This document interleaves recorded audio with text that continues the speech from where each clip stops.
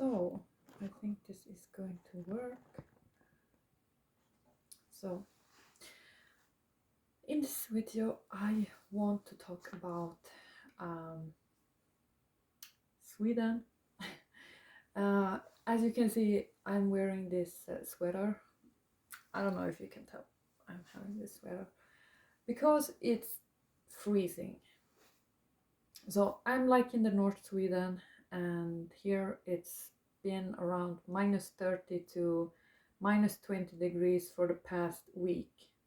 And when it is cold, I don't even go out. I don't walk outdoor at all. So I go to the gym. I have to go to the gym every day because of the weather. And the gym is like 10 kilometers away, and there's only one gym. So if I get bored with that gym, there is no other gym options. And I'm very bored of that gym. It's not a very nice concept for me, you know. Yeah, so it's cold indoor. I was having like heaters on, especially when I had like Airbnb guests, but it's very expensive to heat up the house. So right now it's not on, so it's cold. And that's why I'm wearing thermo trousers and thick shirt so that I can even sit here and speak anything. So yeah, it's January now, 2025, and I've been jobless here in Sweden now since let's say since sometime in November. And I think it's not so unusual to be jobless in Sweden because there's not so many jobs that kind of suiting for me. For example, most jobs are in like heavy industries and in like nursing and stuff like this, and that is not my type of jobs at all. So for example, if you are in Turkey, if you for example living in Istanbul, you have dress shops, you have like party shops, you have like plastic surgery clinics. They need like coordinators for these clinics. They have a lot of different types of like services and shops and other segments of industries that are not found in Sweden, basically, at least not across entire Sweden. Sweden is a very primitive country, especially if you're not in the like Östermalm of Stockholm. If you go like to the north or somewhere else like this, there is nothing. There's just forest, trees, and the birds, and they only have mostly demographic, like elder population, and this elder population, they stay at their houses and demanding service, and that's where there is a big need of nurses in Sweden. But most people do not want to work as a nurse in Sweden. It's very bad pay, it's very straining, and the consumers of the service are not so simple and nice to deal with. I have tried that job long time ago and I never want to try it again. So yeah, but I'm just being realistic and honest with you because this is how it is in Sweden.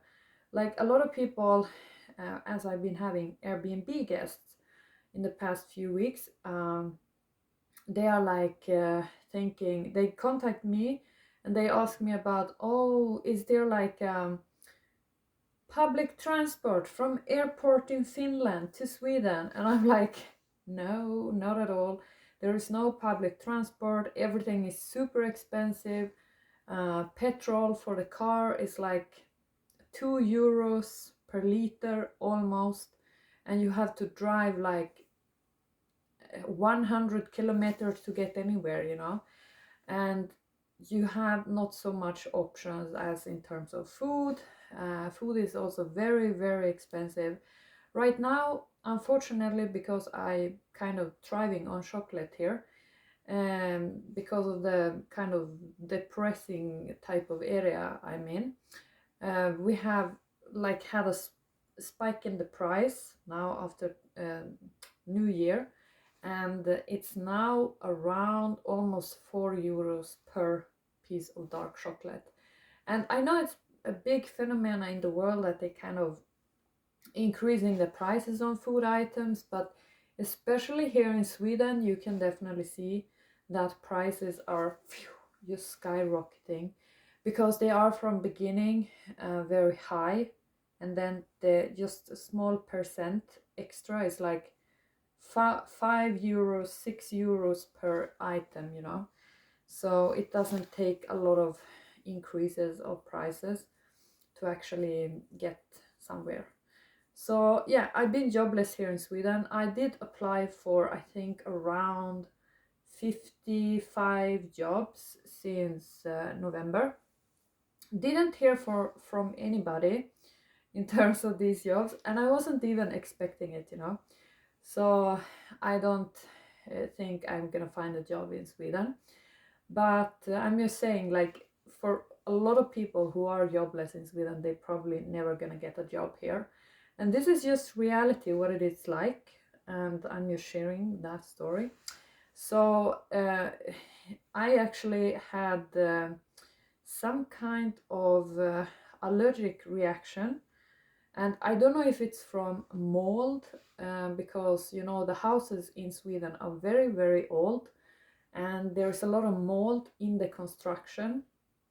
So I had a serious type of allergic reaction for approximately 1 month, and it didn't really get better. I went to 6 different doctors to ask about these types of red marks that I had, and none of the doctors could even say what was. And then they just postponed like appointments until end of January, because they said there's no skin doctor or allergic expert that can see you, so we cannot do anything about it. So I was like suffering from serious potentially allergic reaction for I think 5-6 weeks without diagnose, even if I went to 6 doctors. And you know, in Sweden, if you ever need to go and see a doctor, they say that it is tax-free, but it's not, because for each time you have to go and visit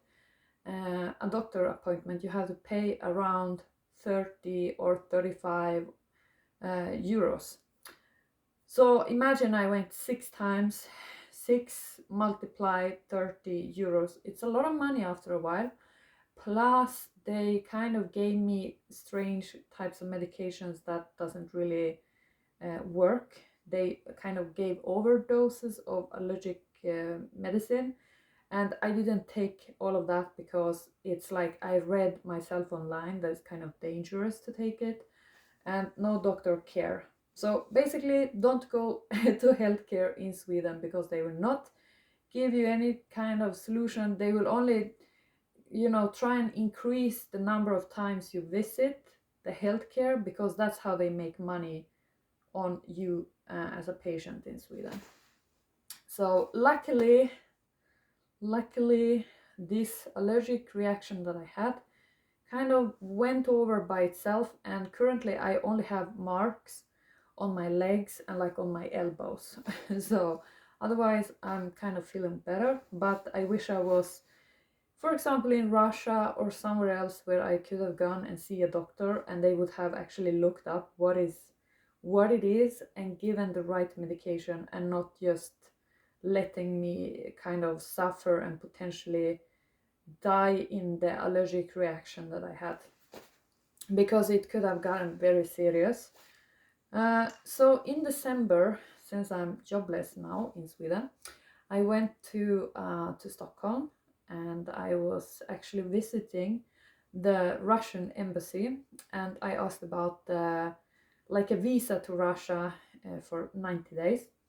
And they told me that if I want this, apply for it, I must send a very clear letter to the ambassador that they have here in Sweden, So that's kind of something I was thinking of doing, but I told you I had the allergic reaction and I didn't get any help from the healthcare in Sweden, so I wasn't sure even if I would survive and be alive in the end of December. Luckily, it went away. So that's why I didn't do this letter, because of that situation, you know. And then I, you know, have to make money even if I'm jobless in Sweden.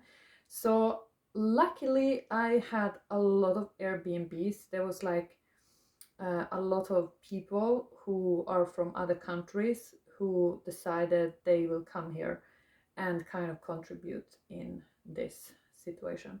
So that is a plus, definitely. I had some amazing guests, for example, from India, who came here and stayed, kind of brought in some money that is unavailable in Sweden. And yeah, because for example, I do have, I don't know, this depends on who you are in terms of if you are jobless. But for example, if you are jobless in Sweden, you can get like jobless money, but there is a lot of buts and if and not get it, you know. So for example, if you are jobless, you need to have worked a certain amount of hours over the past 12 months before you get jobless in order to even apply for that jobless money. And it takes quite a few weeks and potentially some months before you actually get the money. And the money is very low. I think it's around like per week you get like I would say like 60 euros from this jobless money. And you also have to pay a fee of 20 euros per month to the jobless kind of organization.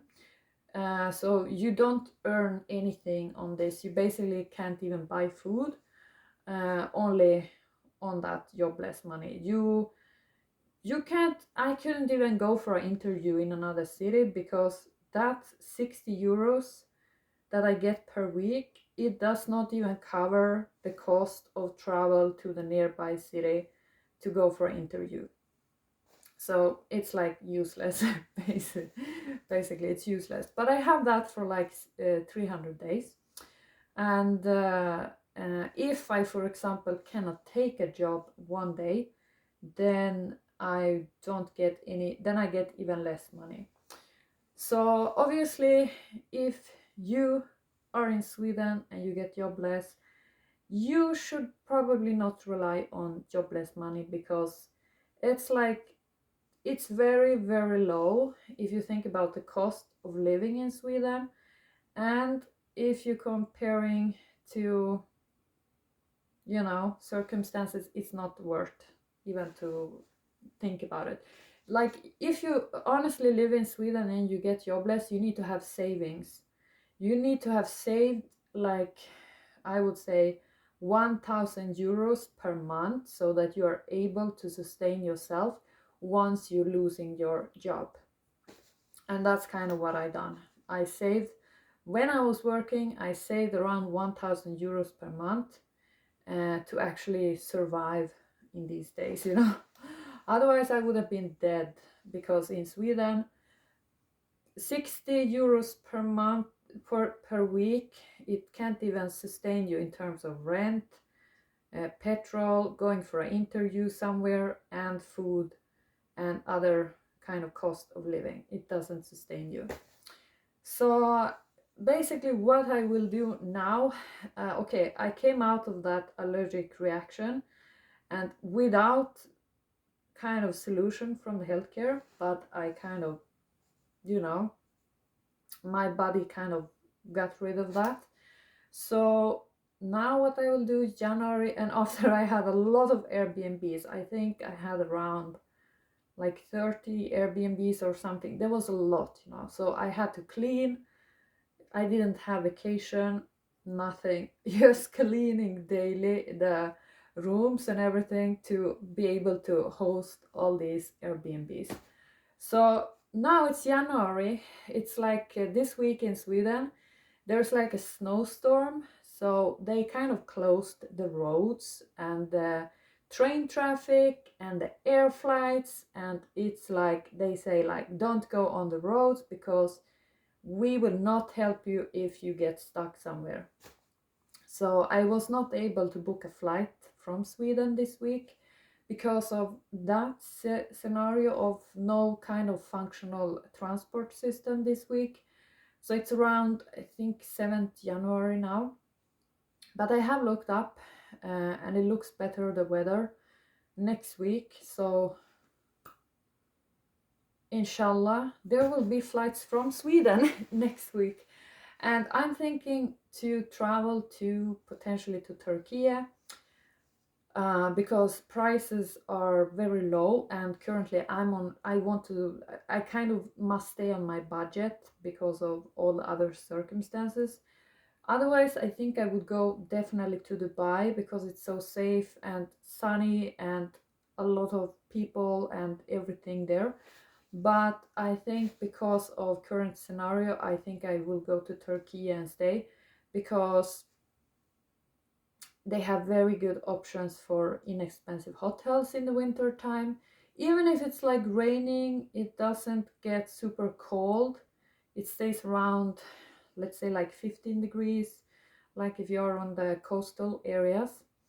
And I have checked some hotels that have very good deals for a long-term stay. So I think next week I may be booking, I basically maybe even today, booking my flight and going to Turkey. And then if circumstances changing, I might even go to Dubai. But I think that I'm not gonna stay here in Sweden right now because it's so cold. I have to wear, I don't know if you see, I have like thermo trousers, thick shirts, and I'm freezing. It's cold indoor because there's no heating here. Unfortunately, there's no heating. And yeah, so plus the transport scenario in Sweden is not optimal because they don't have the trains working all the time, and the car that I was driving, there was no appointment to go and do like you have to in Sweden, do inspection of the car once a year, I think it is. And they didn't have any appointments end of December when this was due to be done. And now the car is not possible to drive until like middle of January. So that means I don't even have car options here. And that means there is no public transport either, you know. So would I recommend you to stay in Sweden? Absolutely not.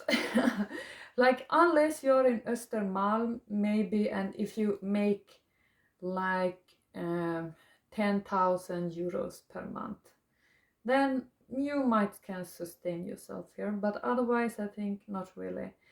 So yeah, so in terms of what I will be doing, I think I'm gonna go to Turkey next week and just hope that the flights from Sweden are departing, because as it looks like right now, this week there is not really traffic working as it should, but I think from next week it will. And if I go to Turkey next week, I will stay there for approximately 3 weeks, and I will try and figure out. I think I might. I haven't really decided if I'm gonna go to Dubai or to Turkey, but because I had my allergic reaction, I still have some mark on my legs. I kind of feel like I need to have my own kind of hotel room, because otherwise, you know, in Dubai it's very expensive right now. Very, very expensive hotels right now. So I need to stay like in a hostel for women if I go to Dubai at this time. And that might be a problem since I have had this allergic reaction. Some people might ask about it, and I don't have a doctor clearance paper to show that it was an allergic reaction, because no doctor, I asked 6 different doctors in Sweden and none of them could say what it was or give a, like, this is what it is, you know. So I don't have this paper to show, for example, to the hostel staff if they asking why you have some marks on the legs, because obviously in Dubai you go in, maybe you're wearing a skirt or a short or something, some people will ask what you have because they might think it's something transmittable kind of disease, but it's not because this is more like allergic reaction. So but I don't have this paper because the doctors in Sweden are unable to do that. So, and for that specific reason as well, plus there is only hostels to stay in Dubai, I think I'm gonna choose Turkey because of the price is incredible.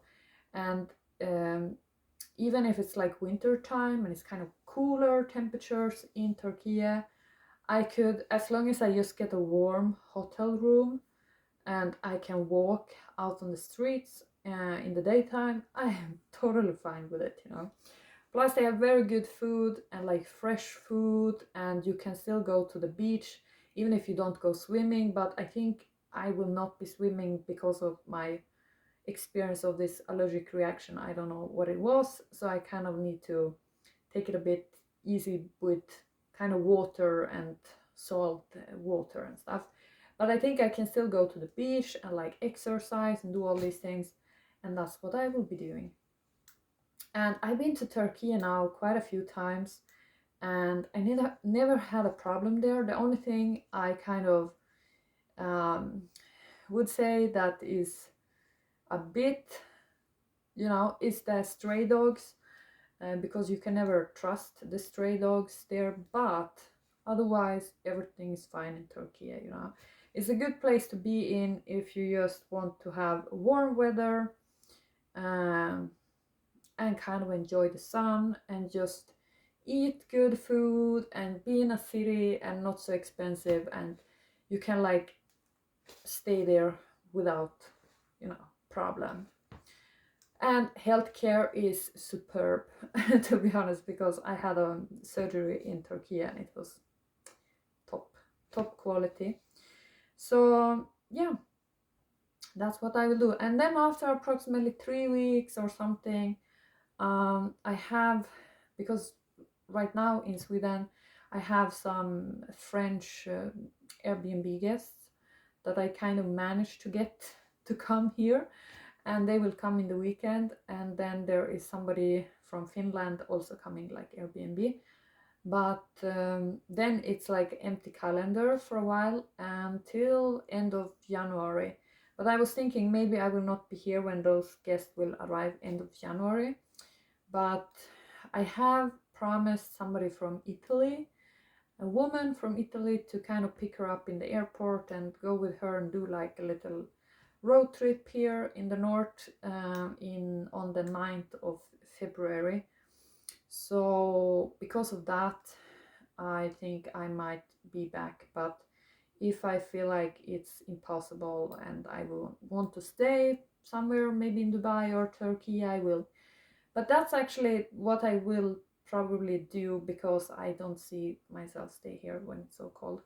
And I think also something I will do is to write the letter to the Russian ambassador and give like a full description about myself and about my life, what I've done, where I'm born, blah blah blah, and like ask for asylum type, or like yeah, I don't know what it's called, like asylum something, like to actually be able to go to Russia and live there. Ask for that type of visa, because I think in the long term I don't see a future in Sweden as it is at this point. Like, I spent a lot of time in Sweden over the past 5 years, but I wouldn't say living in Sweden gives you a career or like a better life of any kind. I think it's just like you're kind of losing a lot of time, because it's a lot of waste of time to be in Sweden. You don't do anything on your free time. You don't have anything to do here. It's only cold. It's very, very expensive. you don't meet any interesting people. And I kind of, you know, been able to market in such way that I attracting people from abroad to come here, but they coming because I kind of, they coming because I am inviting them here, you know. But they don't come maybe for the other parts of everything here, but they come because they kind of even feel sorry for for everything. No, but yeah. So if I go to Turkey, I will try and do a bit of videos from there, because it will be warmer. Like right now my hands are absolutely cold.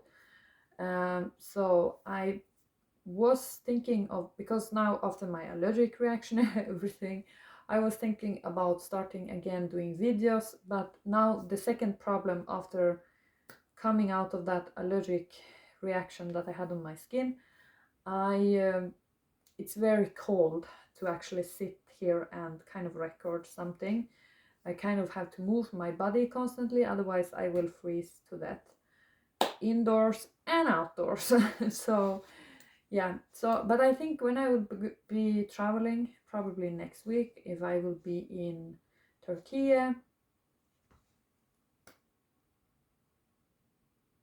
inshallah, then I will be able to stay in a warm hotel room and maybe I can record more. So bear with me that it's not so simple here in Sweden. I wish I was in Dubai, to be honest. I really wish that, because Dubai is incredible. If you ever have the option, you should go there.